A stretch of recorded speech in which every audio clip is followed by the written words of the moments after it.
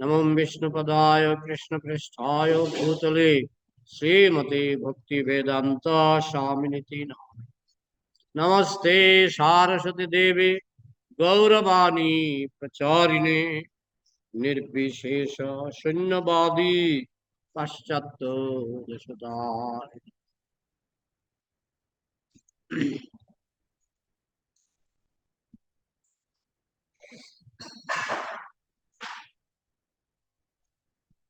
আজ আমরা শ্রীমদ্ ভাগবতের তৃতীয় স্কন্ধের দ্বিতীয় ভাগ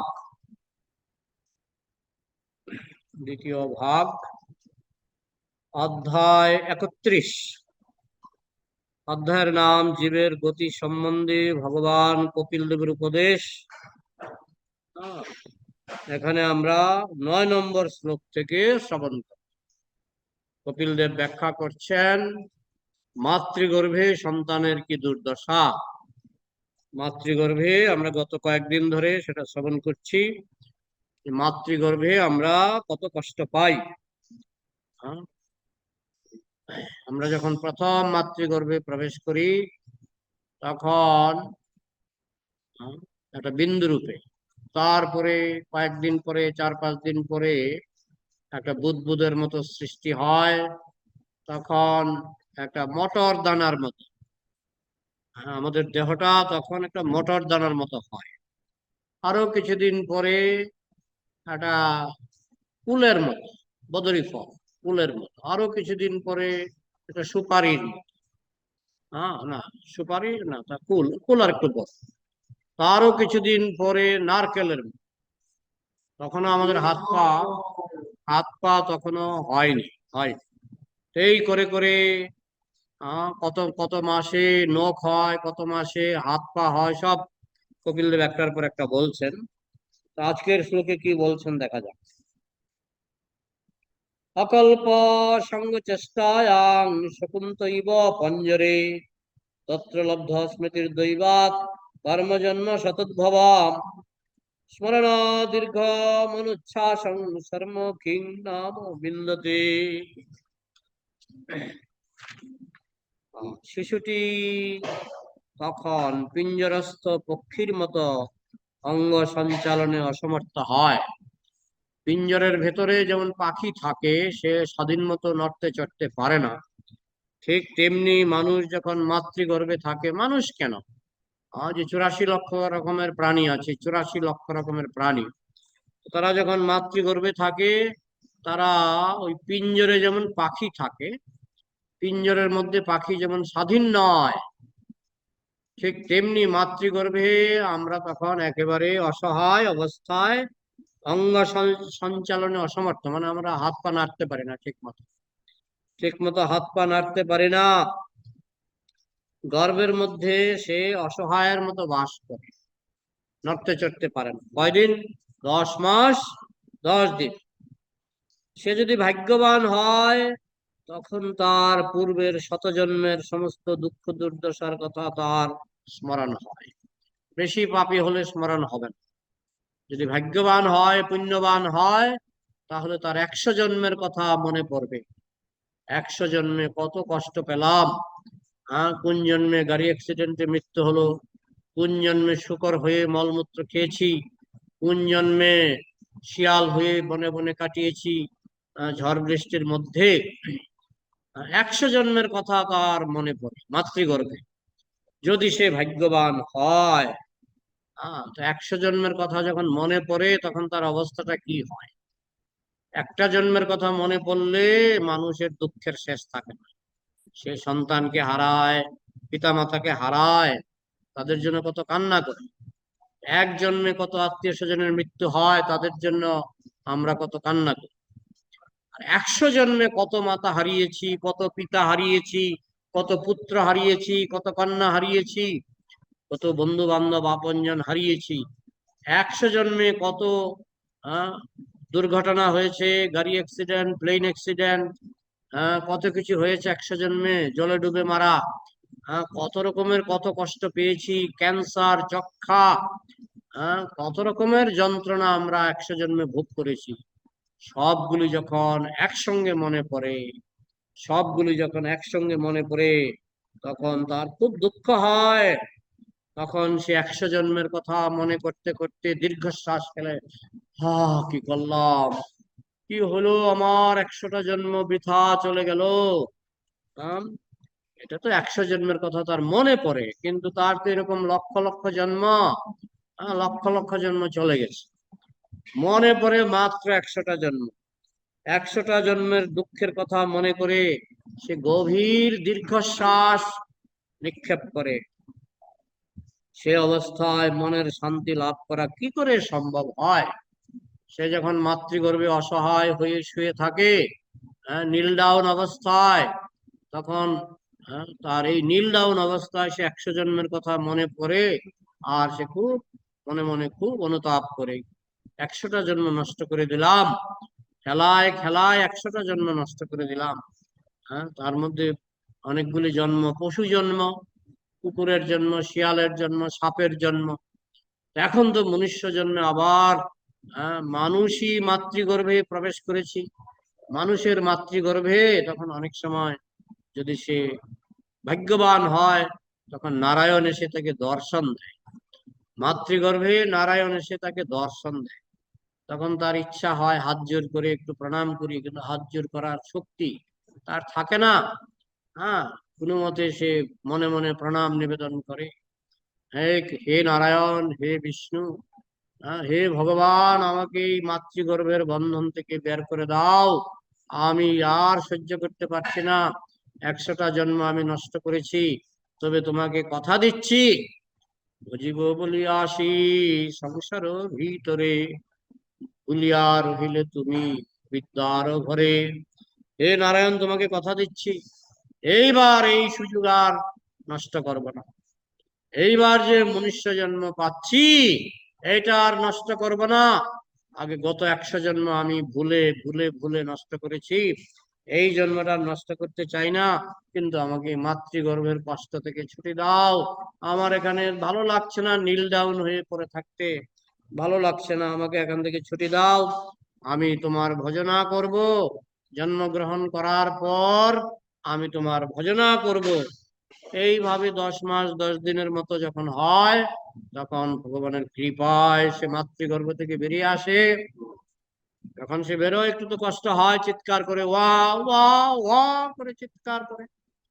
তারপরে সে যখন বেরিয়ে আসে, প্রথমে তাকে মুখে দেয়া হয়, বেশিরভাগ মানুষ আমি শুনেছি দেয় চিনির রস, চিনির জল একটু মুখে দেয়। এই চিনির জলটা পায় মুখের মধ্যে, সে নারায়ণকে ভুলে যায়, তার 100 জন্মের কথা তার কিছুই আর মনে থাকে না।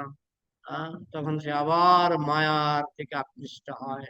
সে দেখছে ওখানে ফ্যানটা ঘুরছে, সে তাকিয়ে তাকিয়ে দেখে, ওখানে লোক হাঁটছে, সে তাকিয়ে তাকিয়ে দেখে।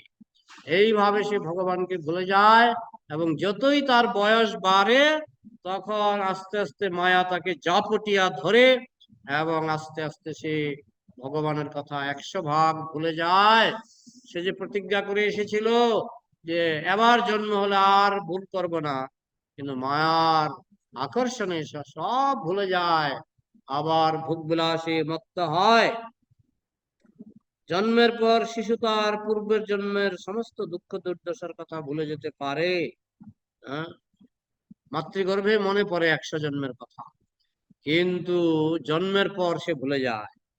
কিন্তু যখন আমরা বড় হই, তখন শ্রীমদ্ ভাগবত আদি প্রামাণিক শাস্ত্র পড়ে আমরা এইটুকু অন্তত বুঝতে পারি যে জন্ম এবং মৃত্যুর সময় কিরকম যন্ত্রণা ভোগ করতে হয়। হ্যাঁ, ঠিক আছে, আমরা জন্মের সঙ্গে সঙ্গে সব ভুলে যাই, কিন্তু ভাগবত তো মনে করিয়ে দিচ্ছে, ভাগবত মনে করিয়ে দিচ্ছে 100 জন্ম কি শুধু 100 জন্ম, 100 মৃত্যু, 100 জন্ম মনে পড়ে, 100 মৃত্যুও মনে পড়ে। তাহলে 84 লক্ষ জনি ভ্রমণে 84 লক্ষ বার জন্ম, 84 লক্ষ বার মৃত্যু।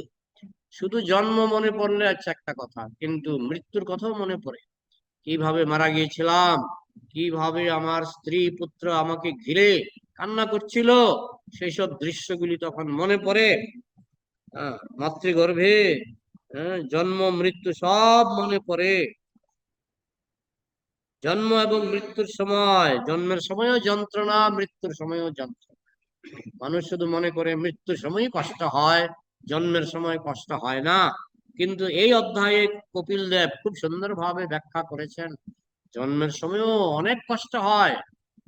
মৃত্যুর কষ্ট তো অনেক সময় কেউ হয়তো আধা ঘন্টা এরকম পেতে পারে যদি বেশি পুণ্যবান হয়। কিন্তু জন্মের কষ্ট তো 10 মাস, 10 মাস 10 দিন, আধা ঘন্টা নয়, 10 মাস 10 দিন। অবশ্য মৃত্যু যন্ত্রণা অনেকের। আমি একজনকে দেখেছি 20 বছর বিছানায় পায়খানা করতো, 20 বছর।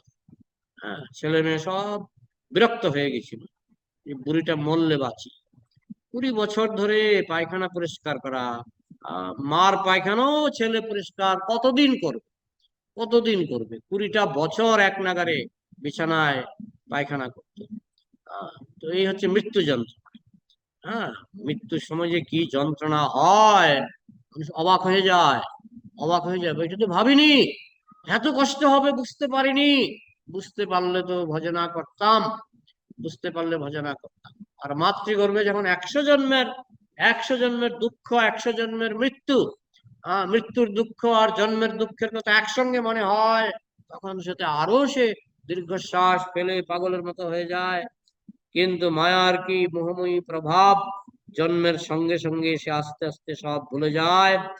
এবং সে যত বড় হয় তত সে সবকিছু ভুলে যায়। যখন তার রক্ত গরম হয় তখন তার অনুভব হয় এই দেহটাই সবকিছু, এই জগৎটাই সবকিছু, আর মায়াকে ভোগ করব, এটাই সবকিছু।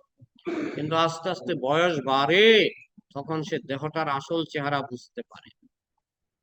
যত বয়স বাড়বে দেহটার আসল চেহারা ধরা পড়ে, যে কত বড় শয়তান এই দেহটা, যে কত বড় একটা দুষ্ট জায়গা। কত কষ্ট। যত 70 বছরে কিছু বোঝা যায়, 80 বছরে আরো বোঝা যায়, 90 বছরে আরো বোঝা যায়। একটা সময় আসে তখন ছেড়ে দে মা, কেঁদে বাঁচি, আর এই দেহ ভালো লাগছে না, দেহটাকে আমি ছুটি চাই। কিন্তু ছুটিও পাপী ব্যক্তি সহজে পায় না, একেবারে কষ্ট দিয়ে। হ্যাঁ, ভগবান যখন দেখে তুমি বেশি পাপ করেছো না, কষ্ট দিয়ে একেবারে একেবারে পুষিয়ে দেবে। কত পাপ করেছো জীবনে সব এবার, কিছুটা মৃত্যুর সময় আর কিছুটা মৃত্যুর পরে। মৃত্যুর পরেই আসল কষ্টটা শুরু হয়, যখন সে যমলোকে যায়। তো যখন মাতৃগর্ভে তার 100 জন্মের কথা মনে পড়ে, 100 মৃত্যুর কথা মনে পড়ে, তখন তার যমলোকের কথা মনে পড়ে। আমি যমলোকে গিয়েছিলাম, যমলোকে আমাকে গরম তেলে সিদ্ধ করেছিল, এই সব তার মনে পড়ে, আর সে দীর্ঘশ্বাস ফেলে। তো যদি আমরা শাস্ত্রে বিশ্বাস না করি তাহলে সেটা আলাদা। বানরের সামনে যখন বাঘ এসে ভ্যাংচি মারে, তখন বানর চোখ বন্ধ করে, বাঘ নাই, বাঘ নাই। চোখ বন্ধ করলে কি আর বাঘ চলে যায়? বাঘ এসে তার ঘাড় মটকায়। হরিণের সামনে যখন বাঘ এসে পড়ে, হরিণ চোখ বন্ধ করে ঝোপের মধ্যে মাথাটা ঢুকিয়ে দেয়, ঢুকিয়ে চোখ বন্ধ করে দাঁড়িয়ে থাকে, বাঘ নাই, বাঘ নাই। আর সারাটা পেছন দিকটা সব জঙ্গলের বাইরে, মুখটা ঝোপের ভিতরে ঢুকিয়ে দিয়ে চোখ বন্ধ করে, বাঘ নাই। এরকম করলে কি আর বাঘ ছাড়ে? বাঘ পেছন দিক থেকে এসে তাকে কামড়ে ধরে। তা আমরা মনে করি নরক নাই, চোখ বন্ধ করে বলছি নরক নাই, ভগবান নাই, পাপ নাই, কিছু নাই, আমি ফ্রি। ফ্রি? ধরবে, যমদূত এসে নিয়ে যাবে, গরম তেলে সিদ্ধ করবে। আবার কেমন? পৃথিবীতে যদি আপনাকে গরম তেলে সিদ্ধ করে, আপনি তো সঙ্গে সঙ্গে মরে যাবেন। নরকে কিন্তু মরবেন না, গরম তেলে ফুটতে ফুটতে চিৎকার করতে হবে, আর কষ্ট পেতে হবে, মৃত্যু হবে না। এটা হচ্ছে নরকের আরেকটা বৈশিষ্ট্য, যাতনা দেহ। যাতনা দেহ মানে যাতনা পাবে মানুষ, পাপী যাতনা পাবে, কিন্তু মরবে না। মরলে কষ্টটাকে ভোগ করবে, মরলে কষ্টটাকে ভোগ করবে। তাই বুদ্ধিমান ব্যক্তি তিনি এই ঝুঁকি নিতে চান না। তিনি জানেন শাস্ত্র ভ্রান্ত, শাস্ত্র ভ্রান্ত, শাস্ত্রে যা লেখা আছে এগুলিতে বিশ্বাস করলে আমাদেরই ভাগ্য। হ্যাঁ, কিন্তু শাস্ত্রের প্রামাণিকতায় যদি আমাদের বিশ্বাস থাকে, তাহলে আমাদের অবশ্যই পরবর্তী জীবনে এই দুঃখ দুর্দশাময় অবস্থা থেকে মুক্ত হওয়ার জন্য প্রস্তুত হতে হবে। যদি শাস্ত্র বিশ্বাস করি, তাহলে এই দুঃখ থেকে কি করে বাঁচবো সে প্ল্যান করতে হবে। যে প্ল্যান করে না সে তো ছাগল। 10টা ছাগলকে মাংসের দোকানে যখন বিক্রি করা হয়, 10টা ছাগলকে বেঁধে রাখা হয়, একটা ছাগলকে টান দিয়ে এনে ঘেচাং করে কূপ দিয়ে কাটা হয়, আর অন্য 9টা ছাগল তাকিয়ে তাকিয়ে দেখে। 9টা ছাগল কাঁঠাল পাতা খায়, মৈথুন করে, পালাবার চেষ্টা করে না। এখন 10টা মানুষকে যদি এইভাবে বেঁধে রাখা হয় দড়ি দিয়ে, একটা মানুষের যদি গলা কাটা হয়, অন্য মানুষগুলি দড়ি ছিঁড়ে পালাবার চেষ্টা করবে, কিন্তু ছাগল আরো বেশি করে কাঁঠাল পাতা খায় আর দেখে তারই ভাই বন্ধুকে গলাটা কাটা হলো, সে দেখে।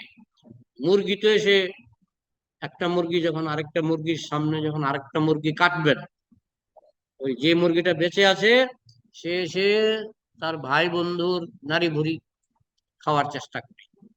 সে একবারও ভাবে না আমার ভাইটাকে কেটে ফেললো, আমাকে তো কাটবে, ভাবে না।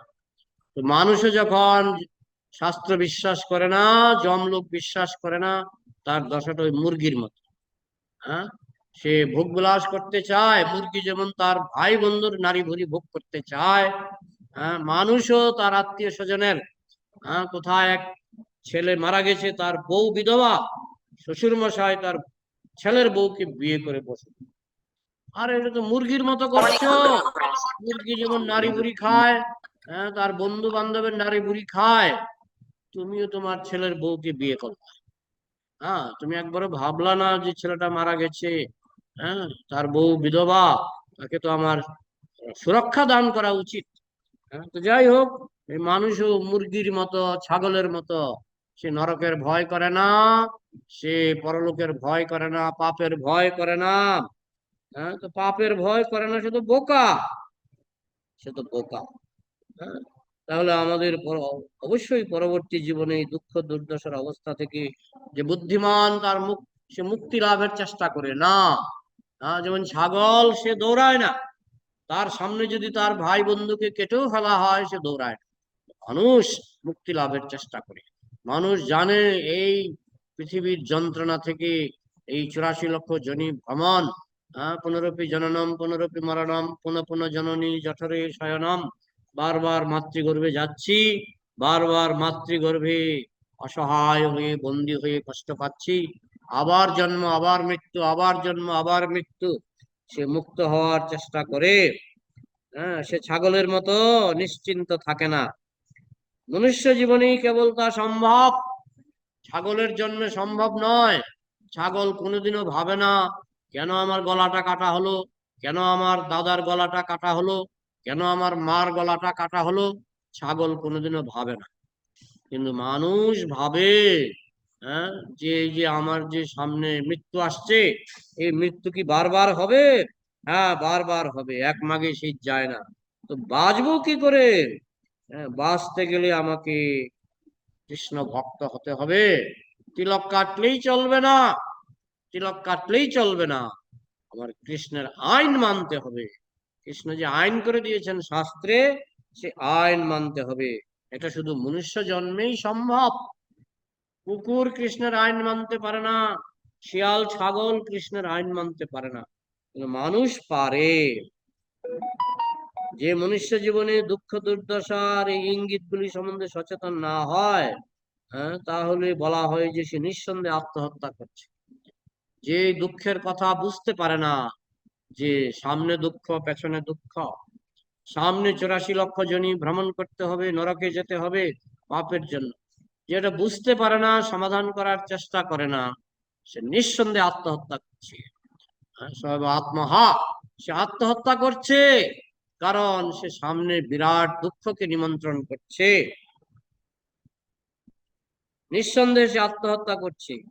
কথিত হয় যে মায়ার অন্ধকার বা ভব সমুদ্র থেকে উদ্ধার লাভ করা কেবল মনুষ্য জন্মেই সম্ভব। পশু জন্মে অসম্ভব। শুধু মনুষ্য জন্মেই আমরা এই মায়ার বন্ধন থেকে নিজেকে মুক্ত করতে পারি। তার চাবিকাঠি প্রত্যেক মানুষের হাতে ভগবান তুলে দিয়েছেন। ভগবান প্রত্যেকের হাতে মুক্তির চাবি, যে তুমি ইচ্ছা করলে আবার এই 84 লক্ষ জনি ভ্রমণের যন্ত্রণা থেকে, মৃত্যু যন্ত্রণা থেকে, নরক যন্ত্রণা থেকে ছুটি পেতে পারো।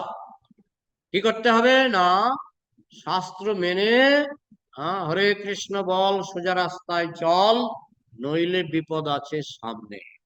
এটা যদি মানুষ বুঝতে পারে তাহলে তার মুক্তি সম্ভব। আর এটা যদি সে না বুঝতে পারে তাহলে তো সে ছাগলের মতো। ছাগল যেমন বুঝতে পারে না, তাকে খুব আদর করা হচ্ছে, আরে যতই আদর করা হোক, আমি দেখেছি একজন ছাগলকে চুমা খাচ্ছে, আরে যতই চুমা খাও আবার ছাগলটাও এগিয়ে আসছে। হ্যাঁ, অনেক আছে এরকম, ছাগলকে খুব আদর করছে, তো ছাগলটাও ভুলে যায়। আমি দেখেছি ইউটিউবে একটা হাঁস এসে হাঁসের মালিককে আলিঙ্গন করছে। হ্যাঁ, দেখেছেন? কি করবে, মেরে ফেলবে, কেটে ফেলবে, কেটে ফেলবে। হ্যাঁ, তো সে বুঝতে পারে না, পশু পাখি বুঝতে পারে না, কিন্তু মানুষের বোঝা উচিত যে এই ভব সমুদ্র থেকে মনুষ্য জন্মে উদ্ধার লাভ করা সম্ভব। জীবনে মনুষ্য জন্মেই মুক্তি লাভ সম্ভব। এই মনুষ্য শরীর একটি অত্যন্ত সক্ষম নৌকা। একটি ভালো নৌকা হচ্ছে এই মনুষ্য দেহটা। লব্ধা সুদুর্লভমিদম বহু সম্ভবান্তে, মানুষ্যমর্থতমনিত্যমপিহ ধীরা, দুর্নাম যতেত ন পতে ধনু মৃত্যু যাবন, নিঃশ্রেয়সায় বিষয় খলু সর্বতঃ স্যাৎ। এই মনুষ্য জন্মটা হচ্ছে একটা দামি নৌকা। দামি নৌকা। লব্ধা সুদুর্লভমিদম, বহু সম্ভবান্তি, বহু বহু জন্মের পরে আমরা এই মহামূল্যবান নৌকাটা পেয়েছি, মনুষ্য জন্ম। মনুষ্য জন্ম হচ্ছে একটা দামি নৌকা। কিরকম করে পেলাম না, কোটি কোটি জন্ম পরে। কোটি কোটি জন্ম পরে, কোটি কোটি বছর পরে, কোটি কোটি বছর পরে এই নৌকাটা পেলাম। কারণ 84 লক্ষ জনি ভ্রমণে কিন্তু কোটি কোটি বছর কেটে যায়। কোটি কোটি বছর পরে দামি নৌকাটা পেলাম। আর বাকি নৌকাগুলি, এগুলি নৌকাই নয়, কুকুরের দেহ, শুয়োরের দেহ, কচ্ছপের দেহ। এগুলি আয়ু বেশি হতে পারে কচ্ছপের, কিন্তু নৌকা ভালো নয়। ভালো নৌকা হচ্ছে মনুষ্য দেহ। এটা দিয়ে ভব সমুদ্র পার হতে হবে। এই দুঃখের সংসার থেকে মুক্ত হওয়ার একমাত্র উপায় হচ্ছে মনুষ্য দেহ। লব্ধা সুদুর্লভমিদং বহু সম্ভবান্তে, মানুষ্যম অর্থদম, খুব অর্থপূর্ণ দেহ। এই মনুষ্য দেহটা খুব মিনিংফুল, খুব অর্থপূর্ণ দেহ। অন্যান্য দেহগুলি মিনিংফুল নয়, অর্থপূর্ণ নয়। কচ্ছপের দেহ অনেক সময় 300 বছর 500 বছর বাঁচে, মিনিংলেস, মিনিংলেস। কিন্তু মানুষের দেহটা, তার আয়ু যদিও কম, তার দেহটা অর্থপূর্ণ। অর্থদম অনিত্যম, কিন্তু দুঃখের ব্যাপার হচ্ছে টেম্পোরারি। এই আছে এই নাই, নিঃশ্বাসের বিশ্বাস নাই, ক্ষণস্থায়ী। কিন্তু অর্থপূর্ণ দেহ, এই মনুষ্য দেহটা অর্থপূর্ণ। অর্থদম অনিত্যম পিহ ধীরা। তাই যারা ধীর ব্যক্তি, ধীর ব্যক্তি, ঠান্ডা মাথার মানুষ, ঠান্ডা মাথার মানুষ, ধীরম অপিহ ধীরা দুর্নাম যতেত, সে তাড়াতাড়ি চেষ্টা করে এই বিপদের হাত থেকে, যে 84 লক্ষ জনি ভ্রমণ, 84 লক্ষ মৃত্যু, মৃত্যু যন্ত্রণা, নরক যন্ত্রণা, এসবের হাত থেকে, কোটি কোটি বছরের ভবিষ্যতের অন্ধকার থেকে সে নিজেকে মুক্ত করার জন্য দুর্নাম, মানে তাড়াতাড়ি, তাড়াতাড়ি, ঢিলাঢিলি করলে হবে না। একবার ত্রিপুরাতে একটা বাড়িতে উগ্রপন্থী এসছে, উগ্রপন্থী। এক সময় ত্রিপুরাতে খুব উগ্রপন্থী হয়ে গেছিল, উগ্রপন্থী। তো বাড়ির মালিক টের পেয়েছে, টের পেয়েছে উগ্রপন্থী এসছে। কয়েকটা কুকুর যখন ডাক দিল, তখন সে ছিদ্র দিয়ে দেখে পিস্তল হাতে 10 জন উগ্রপন্থী। তখন সে পেছনের দরজা দিয়ে এমন দৌড় দিল, কিসের ভয়ে? প্রাণের ভয়ে। তার বাড়ির পাশে ছিল একটা ছড়া, ছড়া বুঝেন, মানে ছোট নদী। তার বাড়ির পাশে ছিল একটা ছোট নদী। সে এক লাফ দিয়ে নদীটা পার হয়ে গেল, এক লাফ দিয়ে নদীটা পার হয়ে গেল। ছোট নদী, ওগুলিকে কি বলে এখানে ছোট নদীকে? খালের মতো আর কি, খালের মতো। হ্যাঁ, ড্রেনের মতো। তো সে এক লাফ দিয়ে পার হয়ে গেল, তাকে উগ্রপন্থী মারতে পারেনি। পরের দিন সে থানাতে গিয়ে খবর দিল, আমার বাড়িতে পিস্তল নিয়ে 10 জন উগ্রপন্থী আসছে। তো তুমি বাঁচলে কি করে? আমি পেছনের দরজা দিয়ে একটা দৌড় দিলাম, টের পেয়ে গেছিলাম, এক লাফ দিয়ে ছড়াটা পার হয়ে গেল। তখন পুলিশ তার বাড়িতে এলো, ছড়ার কাছে গেল, কোন ছড়াটা পার হয়েছে? বলে এই ছড়াটা এক লাফ দিয়ে পার হয়েছে। এখন লাফ দাও। এখন পারবো না, এখন পারবো না। তখন পারলে কি করি? তখন প্রাণের ভয়ে। ঠিক তেমনি আমরা যদি যমলোকের ভয় পাই, আমরা যদি নরক যন্ত্রণার ভয় পাই, আমরা যদি মৃত্যু যন্ত্রণার ভয় পাই, আমরা যদি মাতৃগর্ভের যন্ত্রণার ভয় পাই, আমরা তাড়াতাড়ি এক লাফ দিয়ে মায়ার সাগর পার হতে পারবো। হ্যাঁ, এই ভবসাগর হবে বালুচর, হাতিয়া হইবে পার। কৃষ্ণ ভক্তের সেই শক্তি চলে আসে, তিনি বুঝতে পারেন সামনে মহা বিপদ, তাই আমাকে তাড়াতাড়ি এক লাফে পার হতে হবে। তোর নাম যতে তো ন পতে, পতন হলে চলবে না। ওই আজকে একটু জপ করলাম, কালকে একটু অনাচার করলাম, ওই পতন হলে আবার হবে না। নপতেত, পতন হলে চলবে না। অনুমৃত্যু যাবন, মৃত্যু পর্যন্ত যেন পতন না হয়, সেইভাবে যারা সাধন ভজন করবে তারা তাড়াতাড়ি এই ভব সংসার লাভ দিয়ে পার হতে পারবে। আর যারা সাধন ভজন ঠিক মতো করবে না, ফাঁকিবাজ, ফাঁকিবাজ বুঝেই না কি বিপদ সামনে, বুঝতেই পারে না, তারা কিন্তু কোটি কোটি জন্ম ধরে কষ্ট পাবে, কোটি কোটি জন্ম ধরে কষ্ট পাবে। আহ লব্ধা সুদুর্লভমিদম বহু সম্ভবন্তে মানুষ সমর্থদ মনিত্যমপিহ ধীরা, তোর নাম যতেদ ন পতেদ অনুমৃত্যু যাবন, নিঃশ্রেয়সায় বিষয় খলু সর্বতঃ। আরেকটা শ্লোকে বলা হয়েছে যে গুরুকর্ণ ধারম, নৌকা, এই দেহটা হচ্ছে, মনুষ্য দেহটা হচ্ছে একটা ভালো নৌকা। আর ভালো মাঝিকে গুরুদেব, গুরুদেব হচ্ছেন ভালো মাঝি। হ্যাঁ, গুরুকর্ণ ধারম। আর নভস্যতে ঋতম, বাতাস, খুব সুন্দর বাতাস, বাতাস যদি উল্টা দিকে বয় নৌকা চলতে পারে। তো মনুষ্য জন্মে সুন্দর বাতাস কি না? শাস্ত্র, শাস্ত্র সুন্দর বাতাস। হ্যাঁ, সমস্ত রকমের সুযোগ, এত সুযোগ পাওয়ার পরেও যে মনুষ্য জন্মে অজ্ঞানের সমুদ্র অতিক্রম করতে পারে না, সব আত্মহা, সে আত্মহত্যা করলো, সে আত্মহত্যা করলো। সে কবে পার হবে এই ভবসাগর?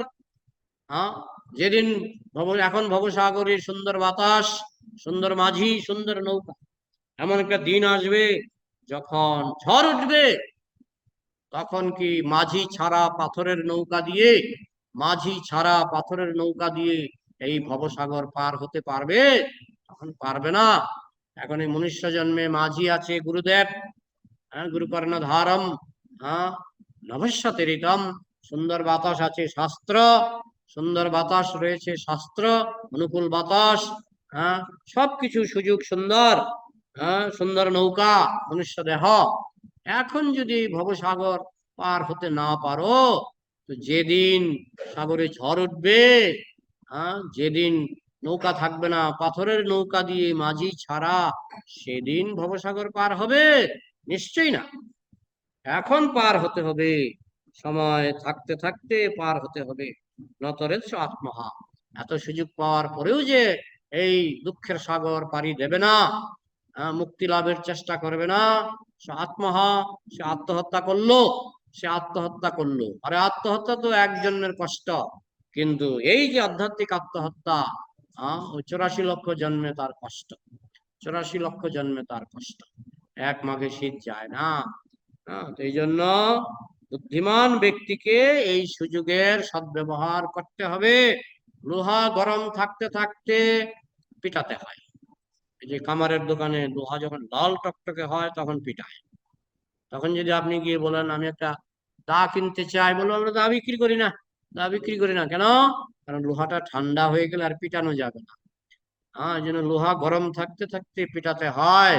এই মনুষ্য জন্মটা থাকতে থাকতে সাধন ভজন করতে হয়। মনুষ্য জন্ম হাতছাড়া হয়ে গেলে আর সাধন ভোজনের চান্স থাকে না। কোটি কোটি বছর, কোটি কোটি বছর বুঝতে হবে।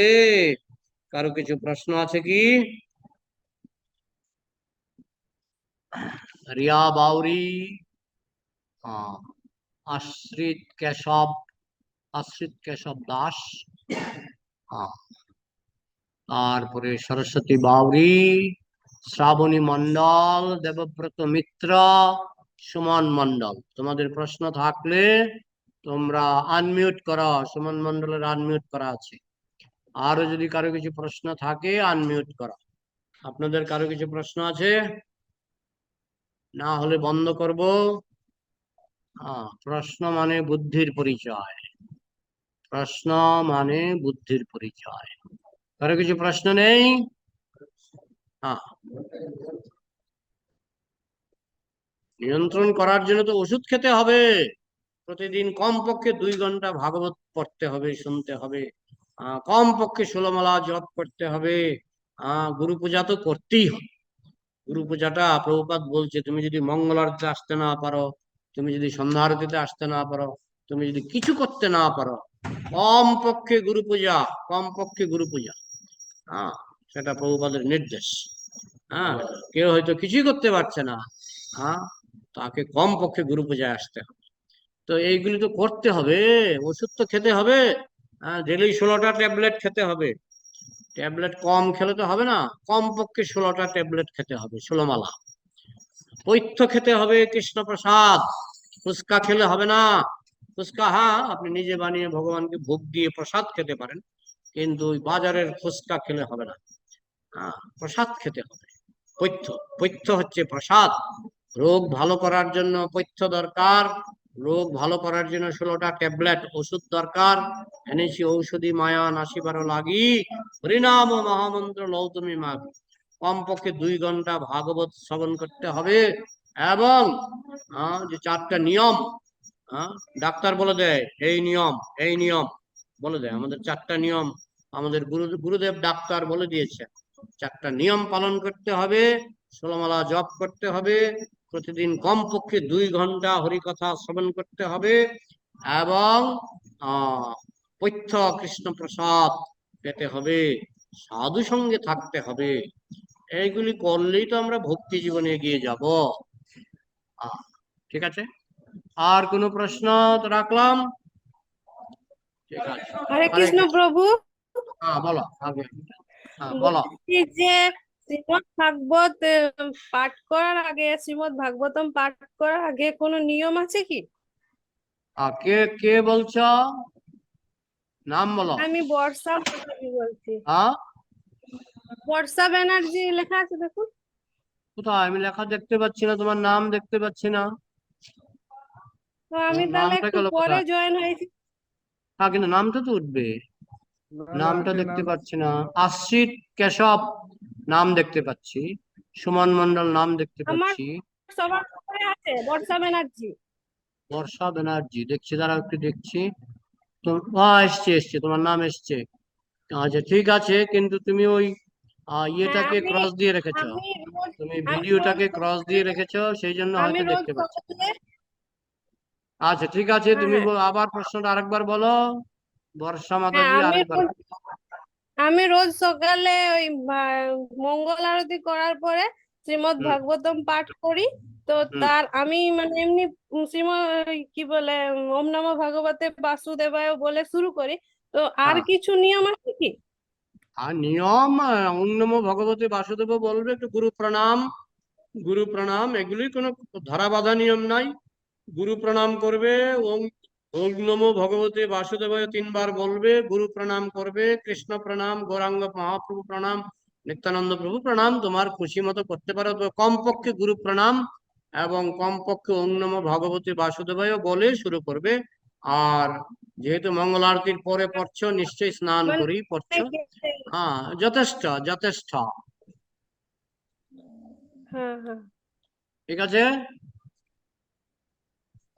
ঠিক আছে, ভালো কথা, হ্যাঁ। তুমি আর প্রতিদিন ওই ভাগবত যে পড়ছো। গীতা পাঠের যা নিয়ম আছে, গীতা পাঠ করার আগে একই ভাগবত হ্যাঁ যে পড়ার নিয়ম, বলছি গীতা আমি পাঠ সন্ধ্যা আরতির পরে একই গীতা নিয়ম। পাঠ করি। তো গীতা হ্যাঁ, পাঠের সাথে যে একই ইস- তো, ওইটাই। একই, ওই প্রার্থনা দেখবেন ইয়েতে হ্যাঁ, লেখা আছে ওইটাই গীতার জিজ্ঞাসা। শুরুতে। গীতার হরে শুরুতে কৃষ্ণ প্রভু, প্রণাম হ্যাঁ, নমস্কার। আচ্ছা, এটা আগে বর্ষা হয়ে গেছে? হ্যাঁ, বর্ষা হয়ে গেছে মাতাজি প্রভু। উত্তর পেয়ে গেছেন? হ্যাঁ, হয়ে গেছে প্রভু, হরে কৃষ্ণ। আচ্ছা, হরে কৃষ্ণ। এরপরে কার প্রশ্ন? আচ্ছা, তো বলো বলো, প্রশ্ন বলো।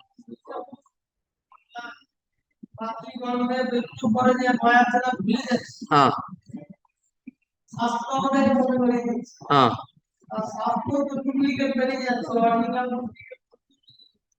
হ্যাঁ, যে নিজে ডুপ্লিকেট সে ডুপ্লিকেটের কাছে যাবে, আর যে নিজে আসল তাকে কৃষ্ণ আসলের কাছে পাঠিয়ে দেবে।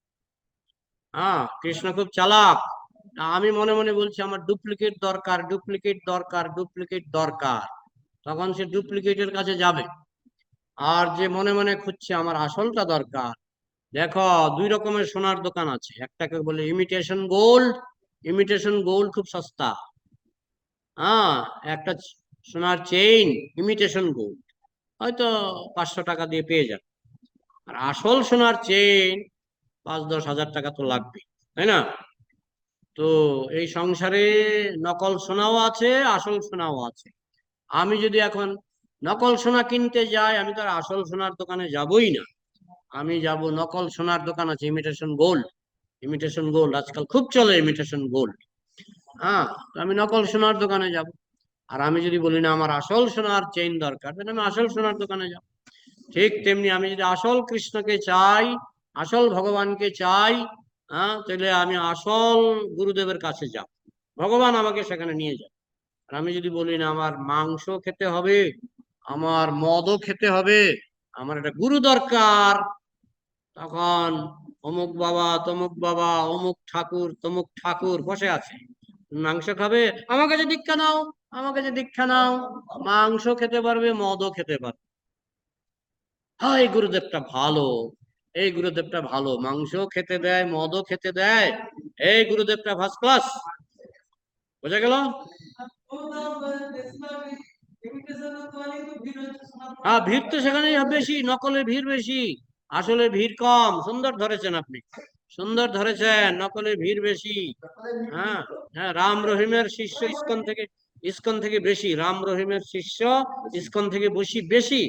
হ্যাঁ, গুরমিত রাম রহিম এখন জেলে আছে, তার শিষ্য ইস্কনের থেকে বেশি, ইস্কনের থেকে বেশি।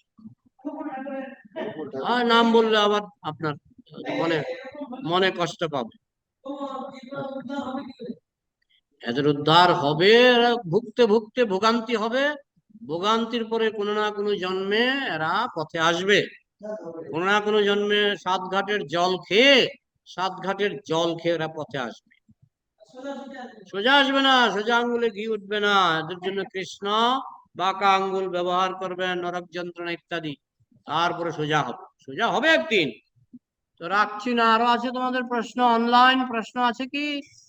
আশ্রিত কেশব, প্রশ্ন আছে কি? হরে কৃষ্ণ প্রভু, দণ্ডবত প্রণাম। হরে কৃষ্ণ, ধন্যবাদ। আহ, আমি আপনার সকালে ওই পাঠ প্রতিদিনই শুনি তো। এই শুনে খুব ভালো লাগে। তো আমি শাস্ত্র অধ্যয়নে রুচি সেভাবে মানে পড়লে কিন্তু সেভাবে মানে রেগুলার পড়া হচ্ছে না। ভাগবত আমি রুচি কম, নিয়েছি। হ্যাঁ, রুচি রুচি কি কম করে রেখে বাড়াবো? থাকুন। আমরা জানি যারা এই মদ খাওয়া শিখে, প্রথম এক হুম। গ্লাস মদ খায়, প্রথম দিন বমি করে, দ্বিতীয় দিন আরেক কাপ খায়, তাও একটু বমি করে, তৃতীয় দিন একটু খায়, একটু হজম করে, করতে করতে এইভাবে যখন 2 বছর ধরে খায়, এরপরে বলে মদ দাও, ভালো লাগছে, ভালো লাগছে। তো কৃষ্ণ ভক্তি শাস্ত্র এগুলো সব কৃষ্ণ ভক্তির চিন্ময় মত, দিব্য মত, দিব্য মদিরা। এগুলি প্রথম দিকে ভালো লাগবে না, কিন্তু যখন আপনি নেশাকুর হয়ে যাবেন, তখন কিন্তু ভীষণ ভালো লাগবে। বোঝা গেল আশ্রিত প্রভু? ওই আশ্রিত প্রভু আর কথা হ্যাঁ, বলছেন না।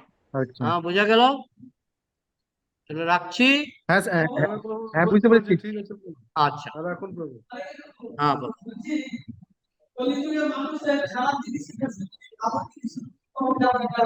কারণ এটা কলিযুগ, এটা সত্যযুগ নয়। সত্যযুগে মানুষের ভালো দিকে রুচি বেশি, কলিযুগে মানুষের খারাপ দিকে রুচি বেশি।